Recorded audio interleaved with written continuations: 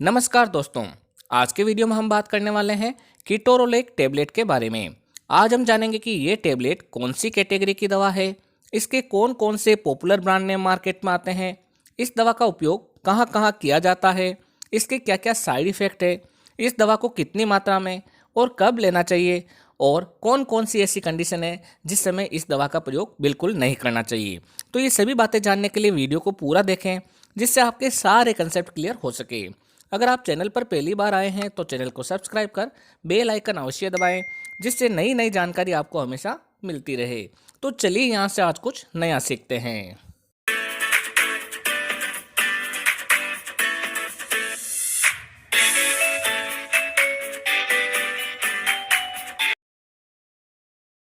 दोस्तों, कीटोरोलेक NSAID group की दवा है जो कि दर्द निवारक के रूप में काम में ली जाती है। इसका पूरा नाम कीटोरोलेक ट्रोमेथामिन है, जो कि ओरल व इंजेक्टेबल दोनों ही डोजेस फॉर्म में अवेलेबल है। ये मेडिकल स्टोर पर कीटोरोलेक DT यानी कि कीटोरोलेक डिस्पर्सिबल टेबलेट के रूप में भी मिल जाती है। अगर हम कीटोरोलेक टेबलेट की प्रमुख ब्रांड नेम की बात करें तो वो है डॉक्टर रेडीज लेबोरेटरीज का Ketorol DT, Sonika life science का कीटोल DT, बेस्ट बायोटेक का कीटोलेक DT और ली फूड हेल्थ केयर का कीटोफोर्ट DT टेबलेट। दोस्तों, ये दवा आपके एरिया वाइज व डॉक्टर वाइज अलग अलग ब्रांड नेम से मिलेगी। आप इसकी जेनेरिक फॉर्म यानी कि कीटोरोलेक डिस्पर्सिबल टेबलेट भी खरीद सकते हैं।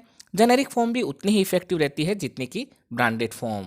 कीटोरोलेक एक NSAIDs ग्रुप की दवा है, यानी कि non steroidal anti inflammatory drug group की दवा है। अतः इसे मध्यम से लेकर तीव्र पेन में दिया जाता है।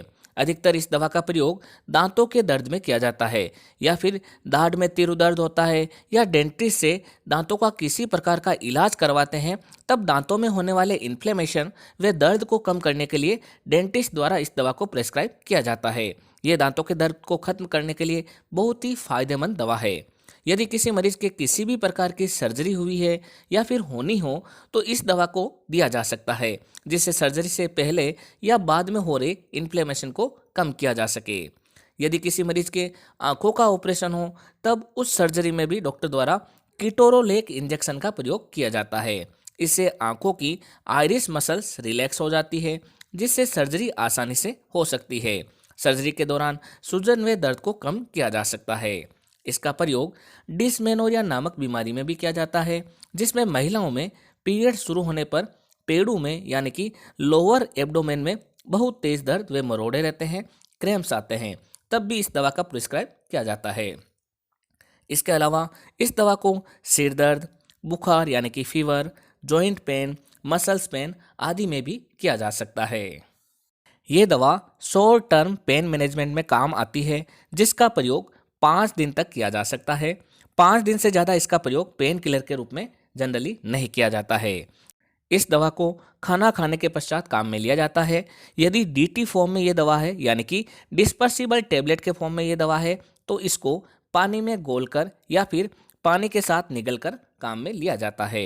यदि किसी व्यक्ति के दांत में दर्द हो तो इसे सामान्यतः आधे गिलास पानी में घोलकर सिप सिप करके पिया जाता है, जिससे इसका अधिकतम फायदा मिल सके।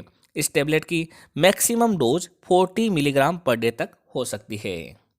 अगर हम कीटोरोलेक टेबलेट के साइड इफेक्ट की बात करें तो इसकी वजह से वॉमिटिंग होना यानी कि उल्टी आना, डायरिया यानी कि दस्त लगना, इनडाइजेशन यानी कि अपच होना, डिजीनेस या फिर ड्राउसीनेस यानी कि नींद का आना, लॉस ऑफ एपेटाइट यानी कि भूख नहीं लगना और हार्ट बर्न हो सकता है। इसके अलावा किसी किसी मरीज में ये हाई ब्लड प्रेशर भी क्रिएट कर सकता है।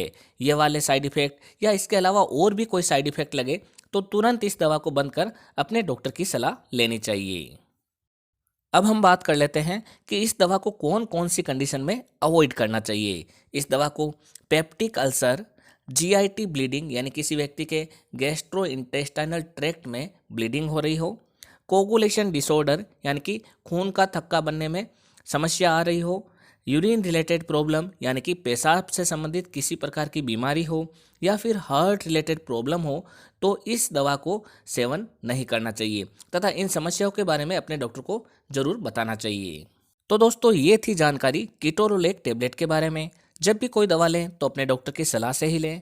इसी तरीके के वीडियो देखने के लिए हमारे चैनल को सब्सक्राइब कर बेल आइकन अवश्य दबाएं, जिससे नई नई जानकारी आपको सही समय पर मिल सके।